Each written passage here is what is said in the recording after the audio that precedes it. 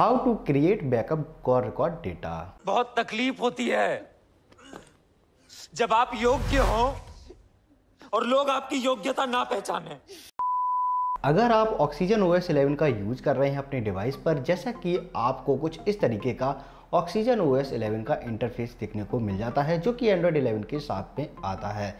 इसमें अगर आप देखेंगे तो आपका जो OnePlus डायलर है उसकी UI में काफ़ी कुछ चेंजेस किए गए हैं। साथ में कॉल रिकॉर्डिंग की प्राइवेसी को लेकर भी यहाँ पर काफ़ी कुछ इंप्रूवमेंट देखने को मिल जाते हैं।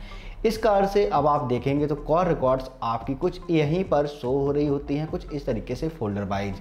परंतु अब यहाँ पर एक प्राइवेसी और बढ़ा दी गई है कि आपकी जो भी कॉल रिकॉर्ड्स होती हैं वो आपके रिकॉर्डर एप्लीकेशन में जाएंगे तो वहाँ पर शो नहीं होती हैं। साथ में फाइल मैनेजर में भी आपको देखने को नहीं मिलती हैं।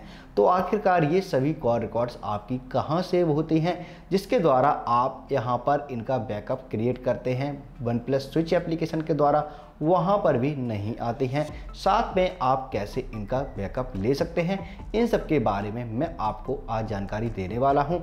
सबसे पहले आपको मैं बता दूँ, मैंने इससे पहले जो वीडियो बनाई थी उसमें आप लोगों को जानकारी दी थी कि कैसे आप अपने OnePlus डायलर की कुछ हिडन टिप्स और ट्रिक्स का यूज कर सकते हैं।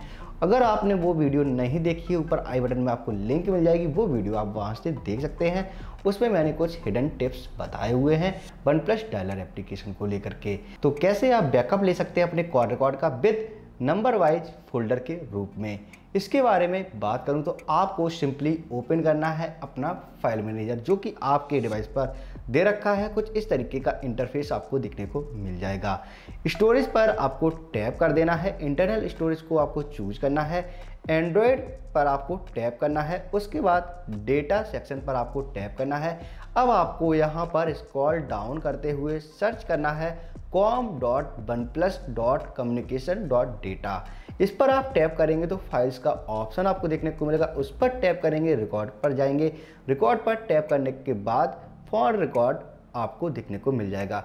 यहाँ पर आपकी सारी कॉल रिकॉर्ड्स देखने को मिल जाएंगी आपको कॉन्टैक्ट वाइज। तो कुछ इस तरीके से आपके जो कॉन्टैक्ट का है फोल्डर वो आपको शो कर जाएगा, और उस पर आप जब टैप करेंगे तो वहाँ पर आपकी जो भी रिकॉर्डिंग्स हैं वो आ जाएंगी विद आपके साइज और डेट के साथ में। तो इसमें आपको आपका जो कॉन्टैक्ट नंबर है वो भी शामिल देखने को मिल जाता है।